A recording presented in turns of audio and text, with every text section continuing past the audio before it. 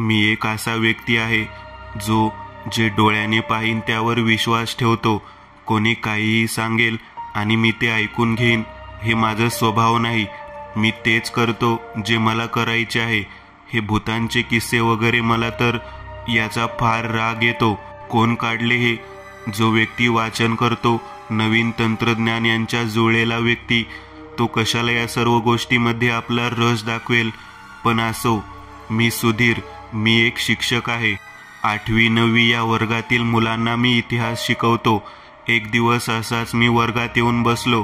आज काही शिकवणार नाही, आपले आपले काम करा आणि शांतता ठेवा असं विद्यार्थ्यांना सांगून मी असाच बसलो. कितीही सांगितले तरी हे सैतान कधी शांत होणार? कलकल नुसती. मी जरा थांबलो आणि एकदम सगळ्यांना ओरडलो, शांत राहा रे, काय लावलंय? अचानक सगळे शांत झाले, पण काही जण काहीतरी पुटपुटत होते.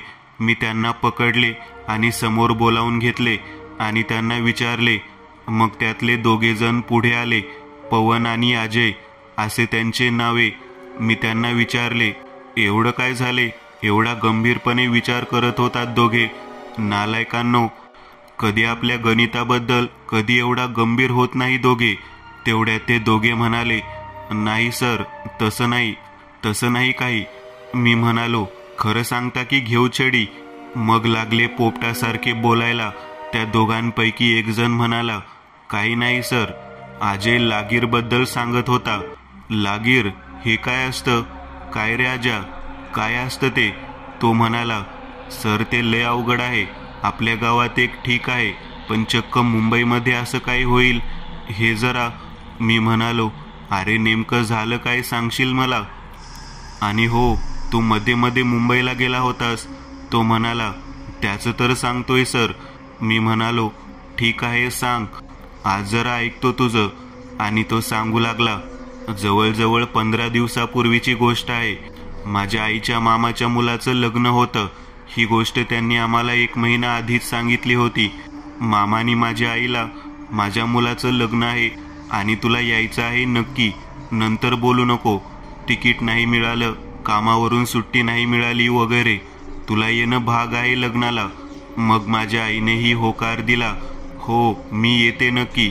आम्ही पण खुश झालो. चला आता मुंबईला जायला भेटणार आणि आम्ही तयारीला लागलो. खरं तर सर, आमची आई सगळी फॅमिली मुंबईला असते, फक्त आम्हीच इथं गावात असतो. बाकी सगळे तिकडं. आणि त्यातली त्यात माझ्या मावशीची आणि माझ्या आई जवळजवळ 8 वर्ष झाली भेट नाही झाली. त्यानिमित्ताने आई म्हणाली, यावेळेस जाऊ आपण, पैसे गोळा कर आणि जास्त खर्च करू नको, मी साठवते पैसे. शेवट आमची प्रतीक्षा पूर्ण झाली आणि तो दिवस आला. मुंबईला गेलो. आम्ही सगळे खुश झालो. आम्हाला बघून सगळे खुश झाले. सगळी फॅमिली आली होती. सगळ्यांशी ओळख झाली. आम्ही लग्नासाठी कपडे वगैरे काही खरेदी केले नव्हते. आई म्हणाली, आपण इथे म्हणजे मुंबईत कपडे घेऊ लग्नासाठी. आम्ही जेवण वगैरे केले मामाच्या घरी आणि लगेच मार्केटला गेलो, कपडे वगैरे खरेदी केले. तेवढ्यात मामा म्हणाले, आपण लग्न रिसॉर्टला ठेवलं आहे. मस्त समुद्र किनारा आहे, गार हवा आणि पूर्ण मोकळं हवामान आणि हळद पण तिथेच आहे. हे ऐकल्यावर आई जरा शांत झाली. हे मामानी ओळखलं आणि आईला विचारलं, का बाय शांत का आहेस? काय झालं आई, काय झालं? आई म्हणाली, काय नाही मामा, लग्न ठीक आहे, पण हळद कशाला समुद्र किनाऱ्यावर ठेवली? कारण समुद्र आपल्याला खूप देतो. काही चांगल्या गोष्टी असतात तर काही खूप वाईट. मामाने एवढं लक्ष नाही दिलं. कसं देणार? त्याच्या मागे एवढी काही कामे होती. मग आईने पण लक्ष नाही दिले आणि आम्ही कपडे खरेदी केले. सगळे खरेदी केल्यावर आम्ही झोपलो, कारण सकाळी लवकर उठायचं होतं. दुसऱ्या दिवशी लग्न वगैरे सगळे पार पडले आणि हळद ही चांगली झाली. हे सगळं झाल्यानंतर काही दिवस झाले आणि जागरण, गोंधळ वगैरे हे कार्यक्रम बाकी होते. पण नवरी लग्न झाल्यापासून जरा वेगळी वागत होती. ती जरा विचित्र वागत होती.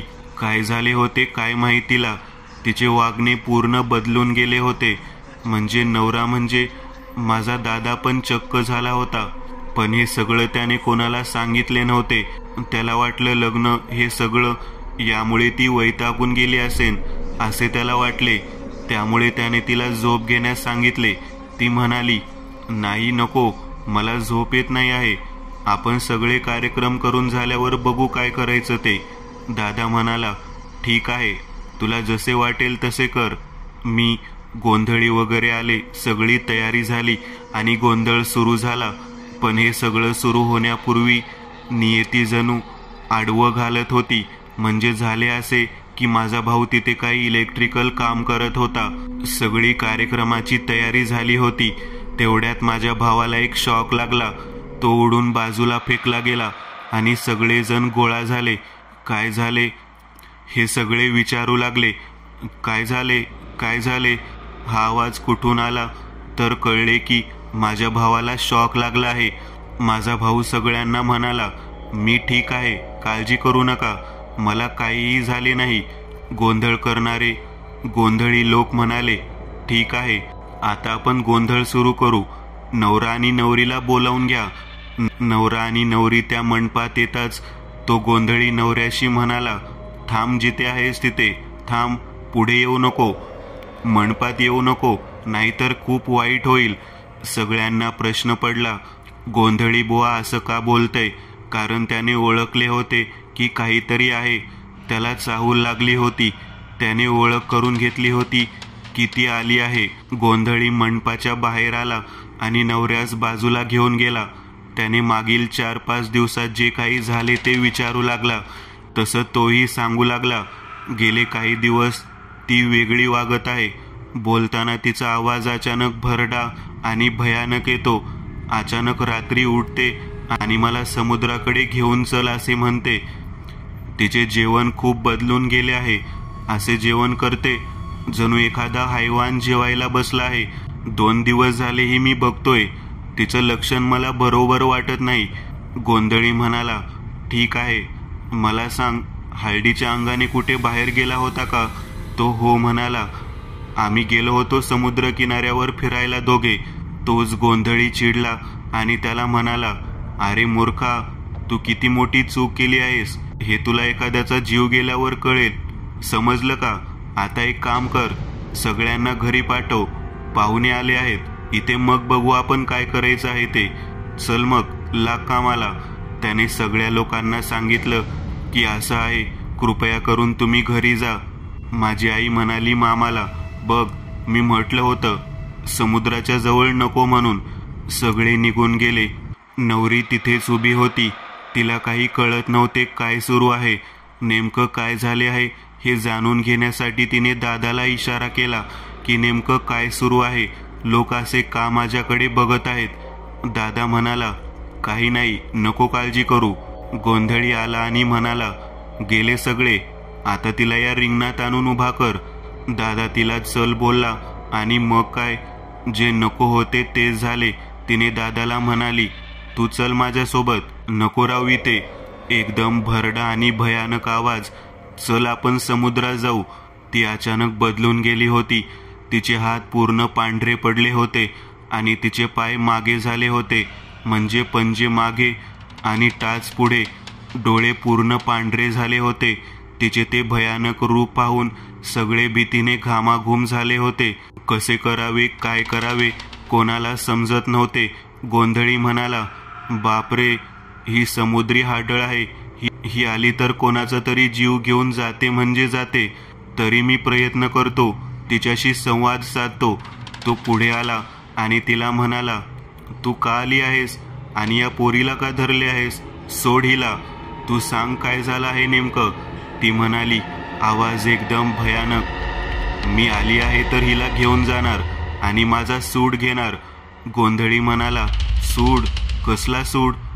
हो, मी पण नवरी होणार होती असे मला वाटत होते, कारण हे सांगून त्याने मला इथे आणले होते. माझे त्याच्यावर जीवापाड प्रेम आणि विश्वास. आता आपलंही लग्न होणार असे निर्धार मनात निर्माण झाला होता.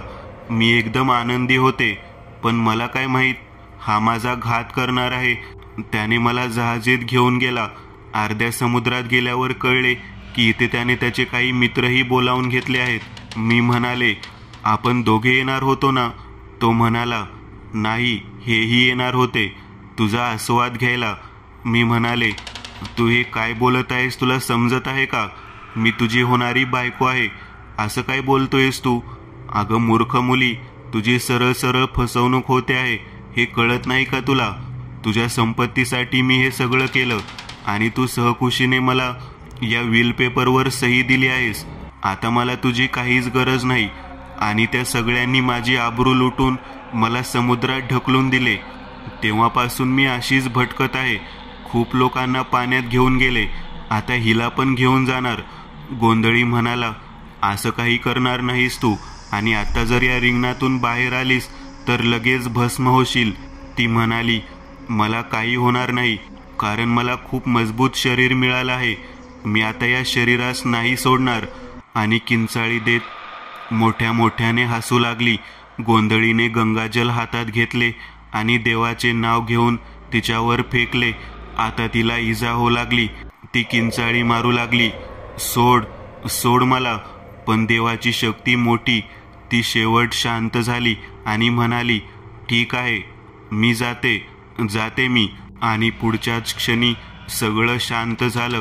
नवरी मुलगी शांत झाली आणि तिला घरी नेण्यात आले. पण ती कुठे गेली होती हे कोणालाही माहीत नव्हते. गोंधळी म्हणाला, ती गेली आहे, पण मला माहीत नाही ती सध्या कुठे आहे. जपून राहा आणि नवरीला तिच्या माहेरी पाठवून द्या. मुंबईमध्ये नका ठेवू. सगळ्यांनी होकार दिला. काही दिवस झाले. गोंधळी जसं म्हटला होता की हिला तिच्या गावी सोडून या, तसे सोडून आलो होतो. आता बराच काळ उलटून गेला होता. सगळ्यांनी ठरवले की एक मोठी पूजा ठेवायची. त्यामुळे आता नवरीला आणायला पाहिजे, म्हणून त्यांनी दादाला तिला घेऊन येण्यास सांगितलं.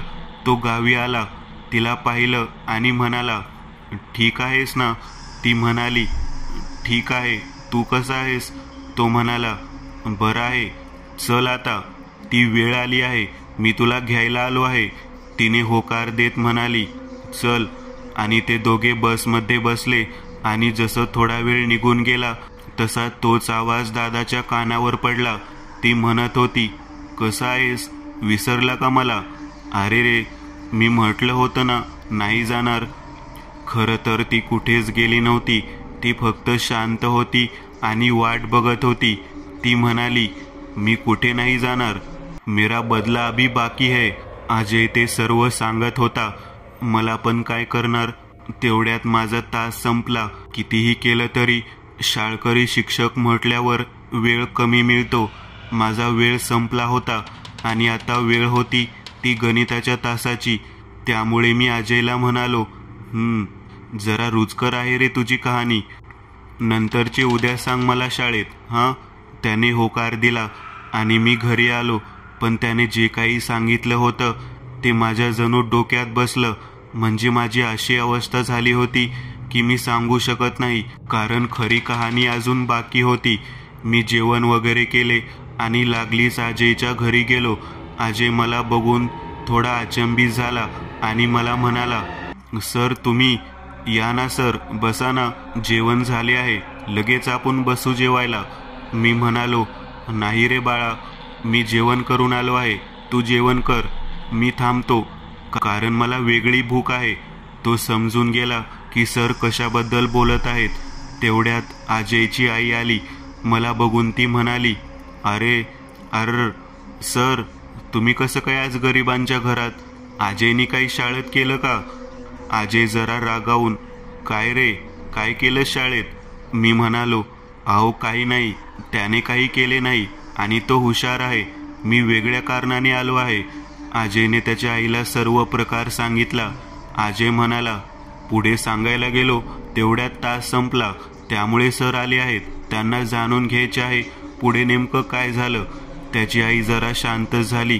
मी ते ओळखून घेतले. मी म्हणालो, ठीक आहे, काही हरकत नाही, उगाच नको विषय वाढवायला, उगाच तुमच्या भावना जुळलेल्या असतील. त्याची आई म्हणाली, नाही, तसं नाही सर. काय आहे, इथून पुढे जे काही झालं ते मला अजय समोर सांगायचे नाही आहे. मी म्हणालो, मला समजलं, ठीक आहे, आपण दुसरीकडे जाऊ. तसं त्यांनी होकार भरला आम्ही त्यांच्या मागच्या घरात जाऊन बसलो आणि त्या सांगू लागल्या, आम्हाला वाटले सगळे ठीक झाले आहे, पण आम्हाला काय माहीत ही हळद आमच्या घराला उद्ध्वस्त करेन. मला प्रश्न पडला. मी त्यांना म्हणालो, तुम्ही हे काय बोलताय, हे कसं काय? त्या म्हणाल्या, हो, अजयनी जे सांगितले होते ते तर फक्त सुरुवात होती. आम्हाला वाटले ती ठीक झाली आहे. गोंधळी बुवाने तिला हाकलून लावले आहे, पण तिला खूप मजबूत शरीर भेटले होते आणि ती तिला सोडणार नव्हती. पण याचा त्रास आम्हाला आणि पूर्ण घराला खूप काही सहन करावे लागत होते. ती अचानक कोणालाही काहीही बोलत असे. भरडा भयानक आवाज, एखाद्या हैवानासारखे जेवणे, हे सगळे प्रकार घडत होते. आणि रात्री भयानक आवाज काढत असे, सोडणार नाही, सोडणार नाही, असे तिने सगळ्यांचे जगणे अवघड केले होते. तिने घरातील सगळ्यांनी तिचे खरे रूप एकदा बघितले होते. मला एकाने सांगितले, तिचे खरे रूप खूप भयावह आहे. एकदा बघितले तर झोप येत नाही आणि खूप ताप येतो. तो व्यक्ती जणू आजारी पडतो. तिचे अर्धे शरीर सापाचे आणि अर्धे माणसाचे. डोळे जणू नरकातली आग. जबडा सगळा फाटलेला आणि एकच सूर, मला जाऊ द्या, माझा बदला घेऊ द्या, सोडणार नाही मी कोणाला. असं सगळ्यांनी अनुभव घेतला होता. मग सगळ्यांनी जड काळजाने विचार केला की हिला एखाद्या मोठ्या मांत्रिकाकडे घेऊन जावे लागेल. अशी सगळ्यात चर्चा सुरू होती. आणि तेवढ्यात एक जण म्हणाला, मला माहीत आहे, मला माहीत आहे एक जण, आणि माझी ओळखही आहे. असं बोलणारा दुसरा कोण नसून तिचा नवरा होता. काळजावर दगड ठेवून ते तिला मुंबईच्या बाहेर घेऊन आले. ते गाव मुंबईपासून जवळजवळ 8 तासाच्या अंतरावर होते. एवढा प्रवास करून आम्ही तिला त्या गावात त्या मांत्रिकाकडे घेऊन आलो होतो, या आशेवर की सगळे आता नीट होईल. आम्ही त्या गोंधळीला पण सोबत घेतले होते. त्या गोंधळीने सगळे त्या मांत्रिकास सांगितले होते. हे ऐकताच त्या मुलीच्या अंगात कोण आहे त्याने त्या गोंधळ्यास रागात सांगितले. तो म्हणाला, अरे मूर्खांनो, माझा जीव घालवणार आहात का तुम्ही? तुम्हाला माहीत आहे का कोण आहे ती? डोळ्यात अश्रू घेऊन तिचा नवरा समोर आला. हात जोडून त्या मांत्रिकास त्याने विनंती केली, महाराज वाचवा तिला, हवं तर माझा बळी घे म्हणाव, पण तिला सोडून दे. त्याचा तो चेहरा आणि पाणावलेले डोळे बघून तो मांत्रिक म्हणाला, ठीक आहे, करेन प्रयत्न, काळजी करू नको, पण तू आहेस म्हणून. मग त्याने एक मोठे रिंगण आखले. त्यात सगळी पूजेची सामग्री आणली. सगळे तिथीनुसार सज्ज केले आणि तिला त्या रिंगणात आणले आणि मंत्र वगैरे बोलण्यास सुरुवात केली. ती तशी सुरुवातीस शांत होती, पण जसजसं तो पूजा करत होता तसतसं ती तिच्या खऱ्या रूपात यायला चालू केले. तसे वातावरणही बदलू लागले. निळे आकाश काळोखात सामावून जात होते. हवा पण आपली बाजू बदलत होती आणि ती जणू आकाशवाणी होत आहे असं भयानक आवाज काढत होती. तिचे खरे रूप काही वेळात बाहेर आले. ती हवेत सरसावली आणि मांत्रिक तिला म्हणाला, खाली ये, खाली ये, मी म्हणतो ना खाली ये, नाहीतर बघ चांगले होणार नाही. ऐक, सोड त्या पोरीला आणि मुक्त हो एकदाची. ती म्हणाली, नाही, शक्य नाही, तू नको येऊ माझ्या वाटला, आधीच सांगते, नाहीतर या परिवारातील खूप व्यक्ती उगाच बळी पडतील. तो म्हणाला, असं काहीच होणार नाही आणि कोणासोबत होणार नाही. जोपर्यंत मी आहे तोपर्यंत काही होणार नाही. आणि त्याने कमंडलातून गंगाजल बाहेर काढले आणि तिच्या अंगावर शिंपडले. तशी ती झटपटू लागली, किंचाळू लागली, सोड मला, सोड मला. आणि काही वेळात तिने तिचे शरीर सोडले आणि विलुप्त झाली. पण या सगळ्या प्रकारचा तिच्या शरीरावर खूप परिणाम झाला होता. ती एकदम अशक्त झाली होती, पण तिच्या नवऱ्याला नवीन जीवन मिळाले असे झाले होते. काही झालं नाही, हे सगळे एक वाईट स्वप्न होतं असे समजून विसरून जाईल आणि नवीन सुरुवात करेल असं त्याने ठाम मत केलं आणि तिला घेऊन तो घरी आला. त्याने पुजारीचे पण खूप आभार मानले, पण त्याने मानलेले आभार काही पुजारीला लागले नाहीत, कारण तो जरा गप्प होता. झाले असे होते की जेव्हा ती त्याच्या शरीरातून बाहेर आली तेव्हा तिला एका लिंबात कैद करायचे होते, पण ती कुठे गेली हे त्या मांत्रिकास पण माहीत नव्हते. त्यामुळे तो जरा घाबरलेला होता. हे काही त्याने कोणालाही सांगितले नाही, पण हीच त्याची सर्वात मोठी चूक झाली होती. काही दिवस असे गेले. सगळे काही सुरळीत चालू होते. तो रोज कामाला जात होता. ती पण आता छान झाली होती. पण काय करणार, या घराला आता कायमची नजर लागली होती. घरातलं पहिली आणि शेवटची हळद होती. एक दिवस असाच आला आणि तो कामाला गेला होता. त्यातून त्याला एक कॉल आला की तुझी आई नाही राहिली. तो पुरता खचून गेला, सुन्न पडला होता. कशीबशी हिम्मत करत त्याने प्रश्न विचारला, कसे झाले हे? तर पुढून उत्तर आले की त्या जेवत असताना त्यांचे पोट अचानक फाटले गेले आणि आतून एक साप बाहेर आला. तो म्हणाला, साप? हे कसं शक्य आहे? पुढून म्हणाले, हे डोळ्याने बघितलेली कहाणी आहे. तो म्हणाला, हे काय लागले माझ्या मागे? कधी सुटेल मी यातून? आणि ढसाढसा रडू लागला. नंतर त्याने स्वतः सावरले आणि घरी येऊन आईचा अंत्यसंस्कार केला. काही दिवसांनी घरातील प्रत्येक महिलेसोबत असे घडू लागले. लागोपाठ मृत्यू होऊ लागले. तो लगेच त्या मांत्रिकाकडे गेला आणि त्यास सगळे सांगितले की असे घडत आहे. मांत्रिकही म्हणाला, मला माफ कर लेकरा, समुद्री हाडळ आहे ती. ती आली की ज्या घरात जाईल त्या घराची एक पिढी संपवते. मी खूप प्रयत्न केला तिला कैद करण्यासाठी, पण ती कुठे गेली काही माहीत नाही. आणि त्या दिवशी मला एक गोष्ट समजली. ती गरोदर होती. तिने तिचा सूड घेतला की नाही माहीत नाही, पण ती परत तुझ्या बायकोच्या शरीरात प्रवेश करू शकणार नाही. कारण अशा पिशाचिनीने एकदा चांगले शरीर सोडले की नंतर ते त्या प्रवेश करू शकत नाहीत. त्यामुळे तुझी बायको सुरक्षित आहे, पण ती तिचा सूड पूर्ण करूनच मुक्त होणार. एवढे बोलून अजयची आई थांबली. मी म्हणालो, किती कठीण असतं ना. आम्ही दोघे बोलत बोलत घरापासून खूप लांब आलो होतो.